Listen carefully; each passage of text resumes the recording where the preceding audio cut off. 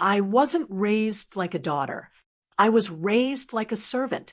While my sister wore new dresses, I wore her leftovers. While she sat at the table, I stood in the kitchen. While she was praised, I was ignored. Clean that. Don't talk back. Know your place. That was my childhood. My parents never hit me. They didn't need to. Their silence was worse. The way they looked past me, like I didn't exist, it stayed with me longer than any bruise ever could. To the outside world, we looked like a perfect family. Smiles, photos, celebrations. But behind closed doors, I was invisible. And my sister, she was everything. Beautiful, confident, loved. She never questioned it either. Never asked why I wasn't treated the same. For her, this was normal. So was it for me. Until her wedding. That was the first time I realized just how far it had gone. Make sure everything is perfect. My mom told me that morning, handing me a list. You're not a guest. You're working. I nodded quietly. I always did. While everyone else got ready, took photos, laughed, and celebrated.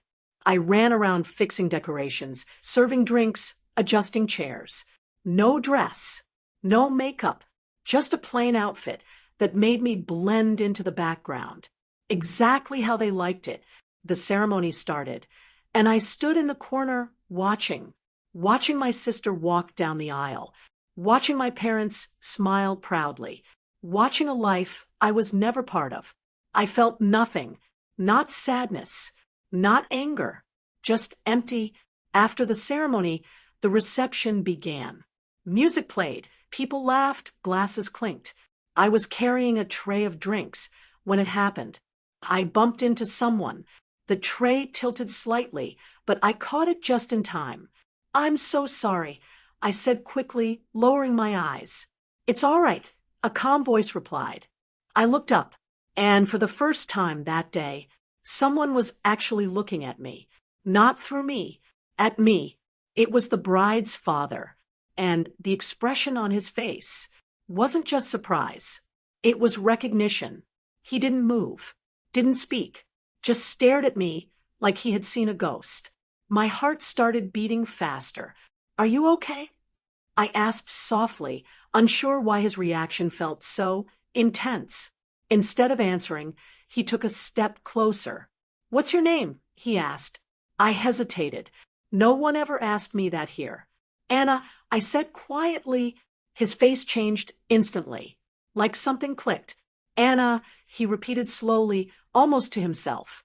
Behind him, people were laughing, music was playing, but suddenly none of that mattered, because his attention was completely on me. Where were you born? He asked next.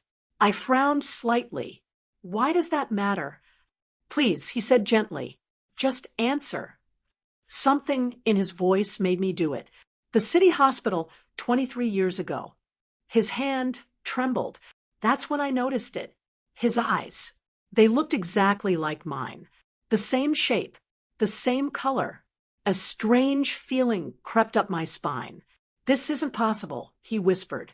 Before I could respond, my mom rushed over. There you are, she snapped at me. Why are you standing around? Get back to work. Then she noticed him, and her face went pale. Sir, I'm so sorry. She's just helping. Helping, he interrupted sharply. His tone had changed completely. Cold, controlled. Is she your daughter? He asked. My mom froze. Yes, she said quickly. Too quickly. Then why is she being treated like staff? Silence. People nearby started noticing. My dad walked over, tension already in his expression. Is there a problem? The man didn't take his eyes off me. Answer me, he said. Why does she look exactly like my late wife? The world stopped. What? My dad said, forcing a laugh. That's ridiculous. But no one else was laughing, because now everyone could see it. The resemblance. Clear. Undeniable. My mom grabbed my arm tightly. You're imagining things, she said quickly. She's our daughter. The man's jaw tightened. No, he said quietly. She's not. My heart dropped. What are you saying? I whispered. He looked at me, and for the first time, his voice softened. I think you're mine. Gasps spread through the room. My parents went silent, and in that moment, their silence said everything. The truth didn't explode. It settled. Slow, heavy, unavoidable. The entire hall had gone silent. Music stopped. Conversations died. Every eye was on us. My mom's hand slowly slipped off my arm. My dad looked away, his face tense, like he was trying to escape something he couldn't run from anymore. That's when I understood. They weren't going to deny it. Tell her, the man said, his voice calm but firm. No one moved. Tell her the truth. My heart was pounding so hard it hurt. What truth? My voice sounded distant, like it didn't belong to me. My mom finally spoke, her words barely audible. There was a mix-up at the hospital. A wave of whispers spread through the guests. A mix-up? I repeated slowly. Tears filled her eyes as she nodded. You weren't supposed to be ours. Everything inside me went still. All the years of confusion, all the times I felt out of place, all the moments I wondered why I was treated differently, it all made sense. You knew. I asked. My dad exhaled sharply. We found out later he admitted, but by then it was complicated. I let out a quiet, bitter laugh. Complicated. I said, so instead of fixing it, you just decided I didn't matter? Silence. No excuses. No explanations. Because there weren't any. The man stepped closer to me, his expression soft, but filled with emotion. I've been searching for my daughter for years, he said gently. After my wife passed away, she was all I had left. My chest tightened. And you think that's me? He nodded without hesitation. I know it is. For a moment, I couldn't speak, because for the first time in my life, someone was choosing me, not tolerating me, not using me, choosing me.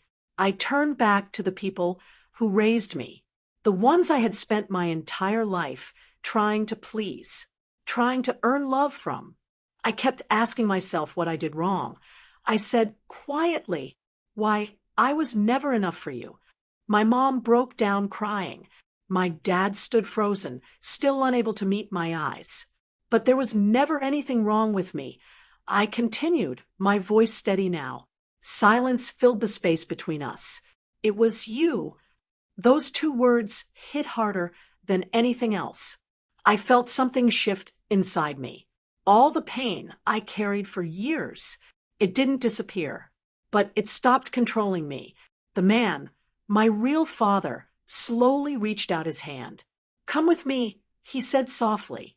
I looked at his hand, then at the people behind me. The life where I was invisible, the home where I was never truly loved.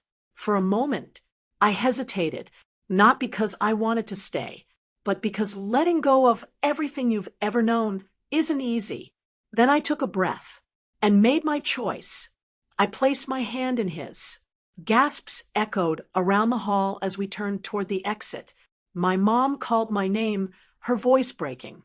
My dad took a step forward like he wanted to stop me, but I didn't look back, because for the first time in my life, I wasn't being left behind. I was the one walking away. We stepped outside, leaving the noise, the whispers, the past behind us. The air felt different, lighter, like I could finally breathe. I'm sorry, he said quietly, for everything you went through.